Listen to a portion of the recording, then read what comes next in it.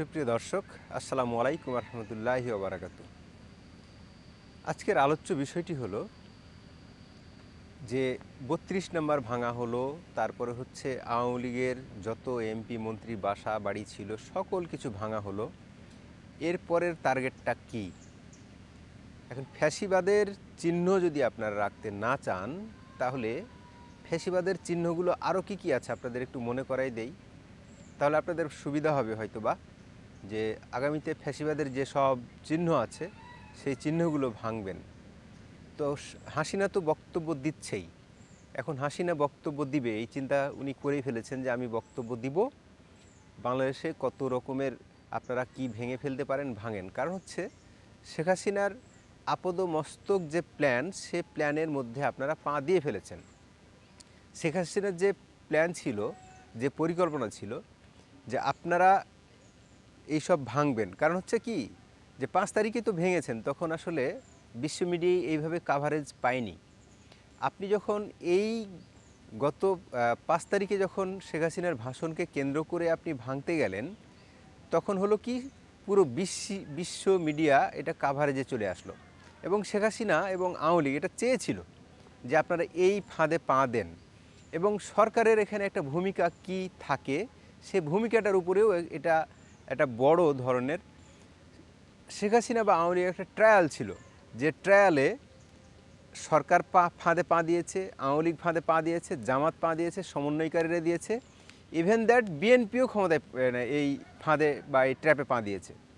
এখন বিশ্ব media coverage করছে, কাভারেজে নিয়ে ফেলেছে আপনার রয়টার্স, তারপর হচ্ছে আপনার বিশ্ব মিডিয়া মালয়েশিয়ান ডেইলি সান, তারপর হচ্ছে আপনার ফাইন্যান্সিয়াল টাইমস, গ্লোবাল টাইমস সহ যত ফক্স মিডিয়া, যত কিছু বড় বড় মিডিয়াগুলো আছে, সকল মিডিয়াতে 32 নম্বরকে ভাঙা কেন্দ্র করে এবং আওয়ামী লীগের যতগুলো মন্ত্রী মিনিস্টারের বাসা, এমপিদের বাসা, নেতাদের বাসা ভাঙা হয়েছে, সবগুলোই আপনাদের চলে গেছে হচ্ছে বিশ্ব মিডিয়ায়। এই যে আপনারা শাওনকে আপনারা ধরলেন, শাওনকে ধরলেন কেন? শাওনকে ধরলেন হচ্ছে 32 নম্বর নিয়ে এসে কথা বলেছে। শাওন কি বলেছে? হয়তোবা শাওন বলেছে যে 32 নম্বরটা ভাঙা উচিত হয়নি। এটাও দেখা গেছে যে ওখানে কোনো একজন সাধারণ মানুষ কিংবা আওয়ামী লীগের কোনো একজন সাপোর্টার 32-এর সামনে গিয়ে বলেছে যে 32টা ভাঙা উচিত নয় বা উচিত হয়নি। আপনারা তাকে, একজন মহিলা মানুষকে সকলে মিলে টেনে হিঁচড়ে যেভাবে আপনারা অপদস্থ করলেন, এই অপদস্থ করাটাই হলো শেখ হাসিনার একটা প্ল্যান যে আপনারা এমনটা করবেন। কারণ হচ্ছে কি, আপনাদের সম্বন্ধে শেখ হাসিনা খুব ভালো করেই জেনেছেন যে আপনাদের পালসটা কি। আপনাদের পালস যে বঙ্গবন্ধুর 32 নম্বর বাড়ি ছিল, এটা স্পষ্ট। বঙ্গবন্ধুর 32 নম্বর বাড়ি কেন ছিল? বঙ্গবন্ধুর 32 নম্বর বাড়ি ছাড়া অন্য কোনো স্থাপনাও তো আপনারা স্থাপনা করেছেন টার্গেট, কিন্তু বঙ্গবন্ধুর স্থাপনা বা 32 নম্বর ভাঙার মূল কারণ ছিল এখান থেকেই মুক্তিযুদ্ধের ইতিহাস পরিচালিত হয়েছে, এখান থেকেই মুক্তিযুদ্ধের সকল কর্মকাণ্ড পরিচালিত হয়েছে, এখান থেকেই বঙ্গবন্ধু গ্রেপ্তার হয়েছিল, এখান থেকেই বঙ্গবন্ধু গ্রেপ্তারের পরে শেখ ফজিলাতুল নেসা এখান থেকেই যুদ্ধ চালিয়ে নিয়ে যান। সুতরাং আপনারা যারা বাংলাদেশ বিরোধী, আপনারা যতবার বাংলাদেশের স্বাধীনতার পক্ষের কিছু লিখতে যাবেন, ততবার বঙ্গবন্ধুর নামটি আসবে, ততবার 32 নাম্বার আসবে। সুতরাং আপনারা খুব ভালো করেই টার্গেট করেছিলেন যে 32 নাম্বারকে আপনারা ভেঙে ফেলবেন। কারণ হচ্ছেন আপনারা স্বাধীনতায় বিশ্বাস করতে চান না, এখনও স্বাধীনতায় বিশ্বাস করেন না। আপনাদের মনে এখনও সেই ক্ষোভ, এখনও সেই দুঃখ, এখনও সেই কান্না আপনাদের ভিতরে, যে বাংলাদেশে যে 71 সালে যুদ্ধটি হয়েছিল, কেন শেখ মুজিব নেতৃত্ব দিয়েছিল, এবং শেখ মুজিব না জন্মালে বাংলাদেশ নামক দেশটি পাকিস্তানের করায়ত্ত হয়ে থাকতো, পাকিস্তানের একটা প্রদেশ হয়ে থাকতো। আপনারা যারা চেয়েছিলেন, তারা এই ধারণা যারা করেন, তারাই সবাই মিলে 32 নম্বর ভাঙলেন।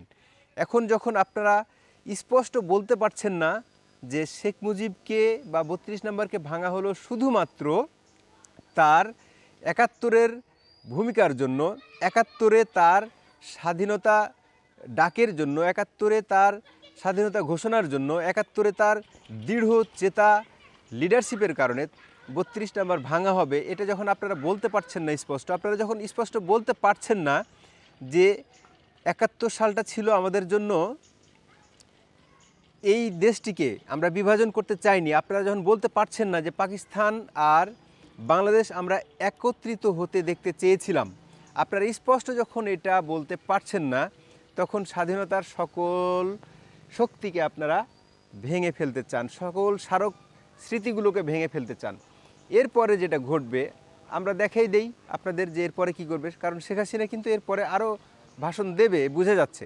কারণ ইন্ডিয়া যখন তাকে গিয়ে নিষেধ করেছে কিংবা করেনি, আপনারা ইন্ডিয়ান হাই কমিশনার বা ইন্ডিয়ান পররাষ্ট্র সচিবকে ডেকে যখন আপনারা স্পেসিফিক বললেন যে শেখ হাসিনার ভাষণ বাংলাদেশে ইম্প্যাক্ট পড়ে, তখন শেখ হাসিনা তারপরেও যেহেতু থামেনি, তাহলে বুঝতে হবে যে ইন্ডিয়া এখানে মদত দিচ্ছে এবং শেখ হাসিনা পরবর্তীতে আরও বক্তব্য দিবে।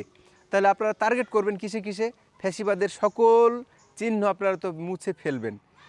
শেখ হাসিনা একটা করে ভাষণ দিবে আর আপনারা একটা করে মুছে ফেলবেন। তাহলে এরপরে আছে টুঙ্গিপাড়া, অর্থাৎ গোপালগঞ্জের টুঙ্গিপাড়া আপনারা বঙ্গবন্ধুর সমাধি উঠিয়ে ফেলতে পারেন, ভেঙে ফেলতে পারেন।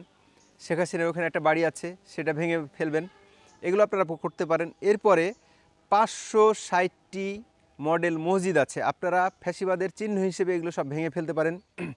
পদ্মা সেতু শেখ হাসিনার আমলে তৈরি, এসব ভেঙে ফেলতে পারেন। মেট্রো রেল আপনারা তো ভেঙে ফেলেছিলেন প্রায়, আবার এটা ভেঙে ফেলতে পারেন, কারণ এটা হচ্ছে শেখ হাসিনার একটা প্রজেক্ট। শেখ হাসিনা বাংলাদেশের টাকাই করেছেন যদিও, তবে ফ্যাসিবাদের চিহ্ন যেহেতু রাখবেন না। 32 নম্বর কিন্তু শেখ হাসিনা ছিল না, 32 নম্বরে কিন্তু রাষ্ট্রের ছিল। সুতরাং আপনারা যদি এভাবে চিন্তা করেন যে আওয়ামী লীগের যারা দুর্নীতিবাজ নেতাকর্মী চিন্তা করে আপনারা যাদের ভেঙেছেন, যাদের বাড়িঘর, সেগুলোও যদি আপনারা রাষ্ট্রের মালিকানায় দিয়ে দিতেন, তারপরে তো এগুলো রাষ্ট্রের, তাই না?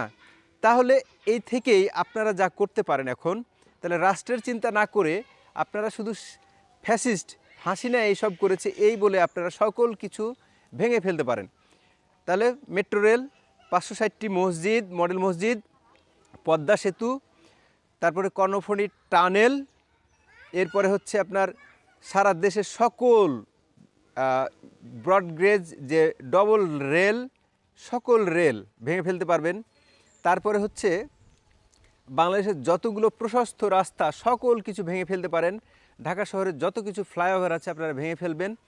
এইভাবেই সকল কিছু আস্তে আস্তে ভেঙে ফেলবেন, একটা একটা করে আপনারা টার্গেট করতে থাকুন।